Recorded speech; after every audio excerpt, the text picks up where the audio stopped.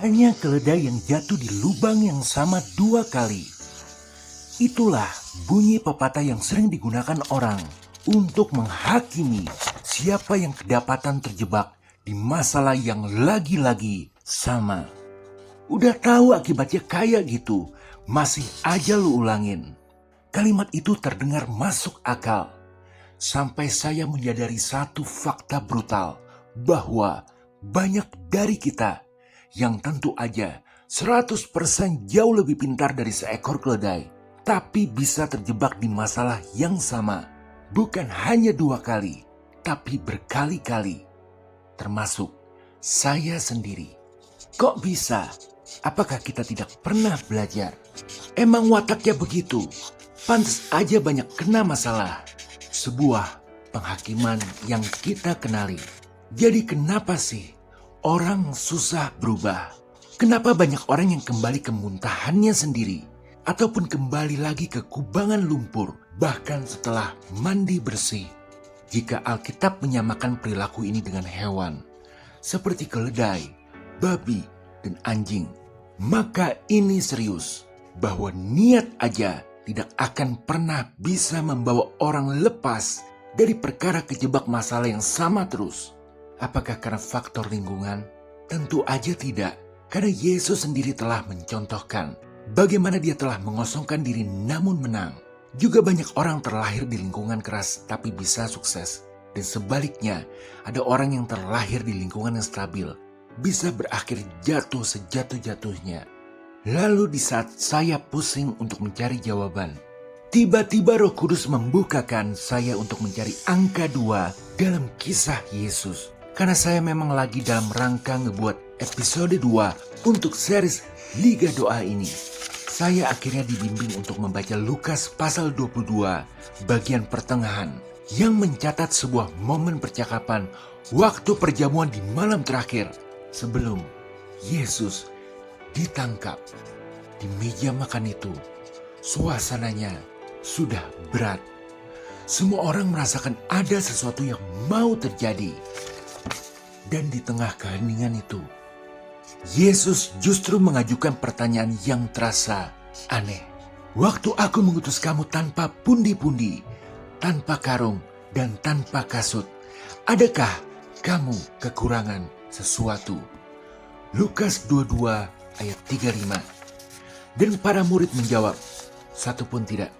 Saya langsung teringat, oh iya, pernah dicatat kisah di mana Yesus memberikan sebuah tugas kepada murid-murid untuk pergi berdua-dua ke daerah-daerah yang jauh dan keras untuk memberitakan kerajaan Allah yang sudah datang dan melayani. Tapi yang bikin tegang dalam kisah itu, para murid tidak boleh membawa satu perbekalan sekalipun, bahkan duit pun tidak boleh dibawa. Kenapa Yesus mengingatkan hal itu di detik-detik terakhir hidupnya? Di saat harusnya ada percakapan soal hal-hal besar. Saya terus mendalami dan akhirnya tercengang. Karena ternyata Yesus sedang memberitahu satu hal yang kita sering lupa. Bahwa manusia bukan gagal karena kekurangan. Manusia gagal karena tidak percaya bahwa mereka sudah punya semua yang dibutuhkan untuk masuk ke tanah perjanjian penuh madu dan susu. Jadi Yesus sedang melakukan pembongkaran pola. Tuhan sedang membongkar rahasia brutal di balik kenapa manusia suka terjebak dalam siklus berulang. Sekaligus juga cara keluar dari siklus itu untuk selama-lamanya. Ya, melalui pertanyaan di meja perjamuan terakhir itu. Maka, bagi kamu yang lagi nonton video ini, ada kemungkinan besar kamu sedang di tengah sebuah siklus masalah yang sama, seperti labirin yang pintu keluarnya selalu berpindah sebelum kamu sempat sampai. Jika sudah merasa lelah karena terus berputar di padang gurun yang sama, ingin naik level tapi pusing karena tidak tahu caranya, maka hari ini di The Manual for the Living Soul episode 2, kita akan membedah. Kenapa kamu kok bisa sih masih terus terjebak di tempat yang sama? Apa coba yang Roh Kudus sebenarnya mau tunjukin lewat penderitaan itu. Dan bagaimana cara merubah watak yang adalah syarat mutlak naik level itu, yang ternyata dimulai oleh satu kalimat penting yang kita ucapkan. Mari kita buka lembaran manual ini. Mulai dari 1. Labirin tanpa pintu. Kita langsung mulai ke sebuah fakta mengejutkan. Otak kita, otak yang sama, yang bisa menulis kata-kata, memecahkan soal matematika, dan mengingat lirik lagu dari tahun 2007 itu. Secara biologis, otak kita ini sebenarnya didesain untuk satu tujuan utama, yaitu bukan untuk mencari bahagia, tapi untuk bertahan hidup. Ini berbeda dengan desain awal Tuhan. Sebelum kejatuhan manusia di Taman Eden, situasinya aman, tercukupi, damai.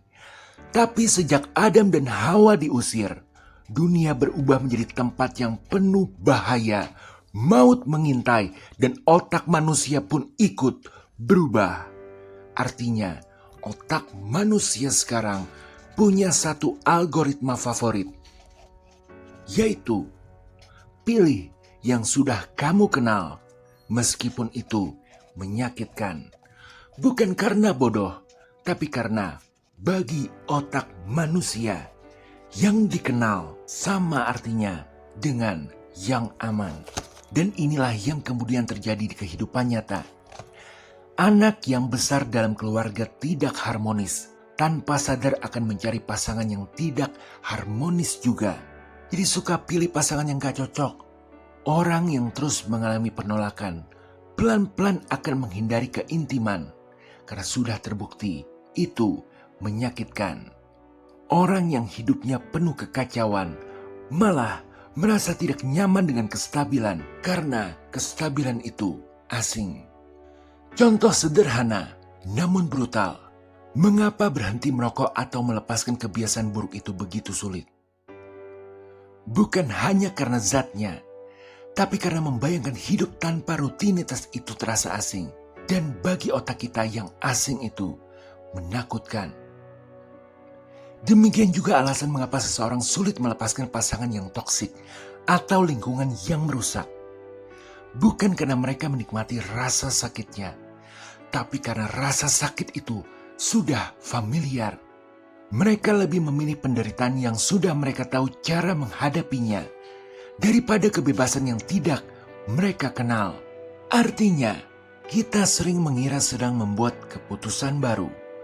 Padahal, kita sedang mengulang rekaman pola familiar yang disenangi otak. Maka ada istilah, kaset baru lagu lama loh. Dan yang mengejutkan, Paulus sendiri juga sudah merasakannya ribuan tahun lalu. Dengar ucapannya. Roma 7 ayat 18. Sebab aku tahu bahwa di dalam aku, yaitu di dalam aku sebagai manusia, tidak ada sesuatu yang baik. Sebab kehendak memang ada di dalam aku, tetapi bukan hal berbuat apa yang baik. Apakah kamu ngerasain itu juga? Mau berubah, tapi entah kenapa, terus kembali ke tempat yang sama, sehingga masalah yang sama lagi-lagi datang. Jadi inilah labirin tanpa pintu itu. Kita tidak bisa keluar dengan otak yang sama yang membangun labirin itu sendiri. Tapi kalau nyatanya pintu itu ada, di mana jalan keluar itu? Dan siapa yang memegang kuncinya? Atau kalau otak kita didesain untuk pulang ke yang sudah dikenal, siapa yang bisa menyelinap masuk dan memberikan rute baru itu? Untuk menjawabnya, kita perlu memahami sesuatu hal yang penting di bab 2. Pesan di balik padang gurun. Mengapa Tuhan membiarkan siklus itu terjadi? Satu pertanyaan jujur dulu. Berapa kali kamu sudah berusaha mulai dari awal? Misal cara baru, kota baru, pekerjaan baru, hubungan baru, gereja baru. Di mana untuk beberapa waktu rasanya seperti berhasil. Tapi kemudian tiba-tiba pola lama itu muncul lagi dengan wajah yang berbeda, dengan rasa yang sama persis. Pasangan ganti, tapi luka yang sama yang muncul. Kantor baru, tapi konflik yang sama yang berulang. Gereja baru, tapi kecewa yang sama yang datang lagi. Bisnis berbeda, tapi kebangkrutan yang polanya identik datang lagi. Pendapatan naik, tapi perasaan kurang yang suka menghinggap terasa familiar. Dan di suatu titik, mungkin kamu mulai bertanya, apakah Tuhan tidak peduli? Apakah ini hukuman? Atau memang ini nasibku? Jawabnya jelas dan mengejutkan. Bukan, Tuhan tidak meninggalkan kamu di dalam lingkaran itu. Malah Dia justru sedang menggunakannya. Apa benar begitu? Kok Tuhan kejam mengizinkan kita berada di lingkaran yang sama? Jadi ada satu peristiwa dalam sejarah yang paling terkenal soal siklus berulang.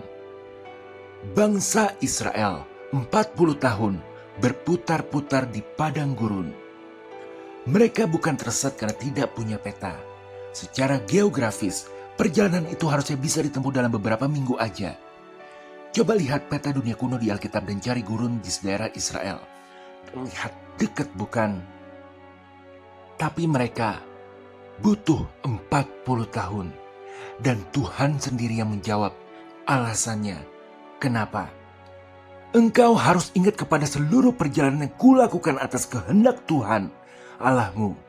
Di padang gurun selama 40 tahun ini, Ia merendahkan hatimu dan mencobai engkau untuk mengetahui apa yang ada dalam hatimu. Apakah engkau berpegang pada perintahnya atau tidak? Ulangan 8 ayat 2. 40 tahun bukan hukuman. 40 tahun nyatanya adalah proses pencabutan mentalitas budak. Selama ratusan tahun, bangsa Israel hidup sebagai budak. Makan, tidur, bergerak, semuanya berdasarkan perintah majikan. Sehingga ketika mereka dibebaskan, kebebasan itu justru terasa asing dan menakutkan.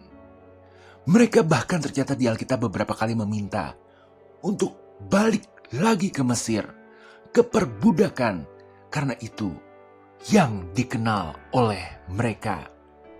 Kamu mungkin bukan budak secara fisik, tapi mungkin ada Mesir dalam hidupmu yang terus kamu rindukan. Meski itu tidak baik untukmu, hubungan yang toksik tapi familiar, pola kerja yang menguras tapi dikenal, cara berpikir yang merusak diri tapi sudah jadi default. Sama seperti murid yang mungkin tergoda membawa tas perbekalan rahasia karena takut kelaparan. Kita sering membawa cara lama kita ke pekerjaan baru atau hubungan baru.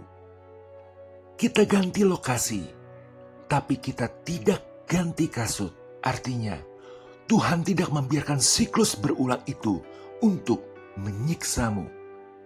Dia mengizinkan kamu mengalami untuk menunjukkan sesuatu yang ada di dalam dirimu.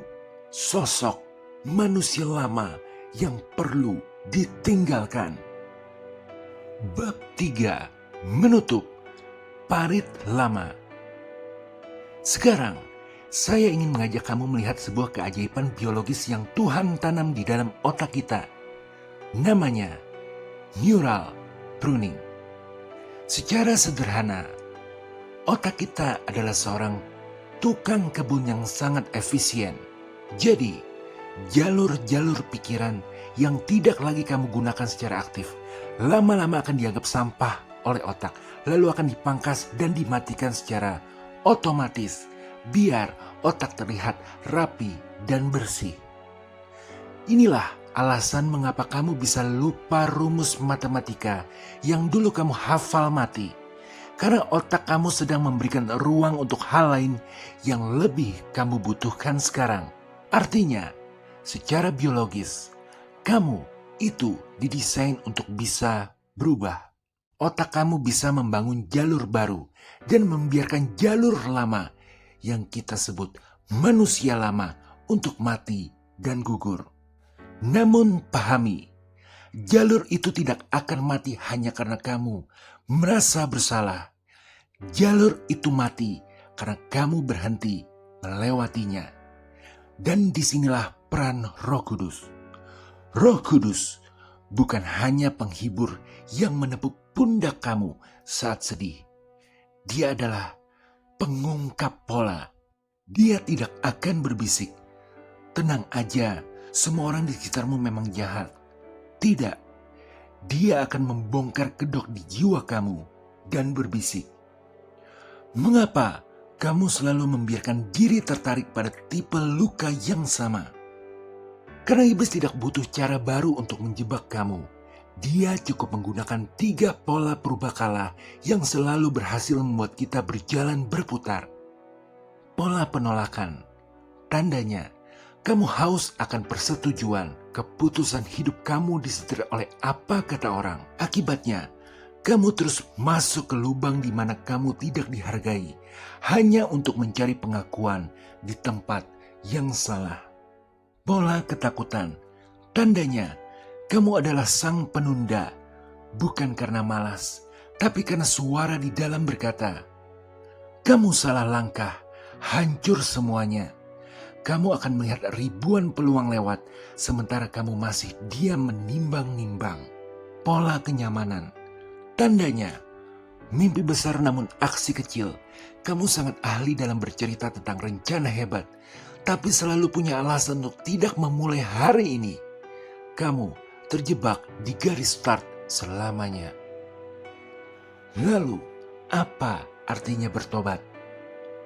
Dalam bahasa asli Perjanjian Baru, kata yang dipakai adalah metanoia. Secara harfiah, metanoia adalah tindakan sengaja untuk menutup jalan lama dan mulai membabat semak belukar untuk jalan yang baru. Setiap kali kamu menolak dorongan lama dan memilih respon baru, jalur syaraf lama itu melemah. Ia mulai dipangkas, ia mulai mati. Yaitu bahwa kamu berhubung dengan kehidupan kamu yang dahulu, harus menanggalkan manusia lama, supaya kamu dibaharui di dalam roh dan pikiranmu. Efesus 4 ayat 22-23. Menanggalkan manusia lama bukan sekedar bahasa puitis. Itu adalah gambaran medis yang sangat akurat tentang apa yang terjadi di sirkuit otak saat ketaatan menggantikan kebiasaan. Saat Yesus bertanya, "Adakah kamu kekurangan?" Bukan karena dia lupa, tapi untuk menyingkap pola di otak murid-muridnya bahwa selama ini yang memelihara mereka adalah Tuhan, bukan usaha mereka.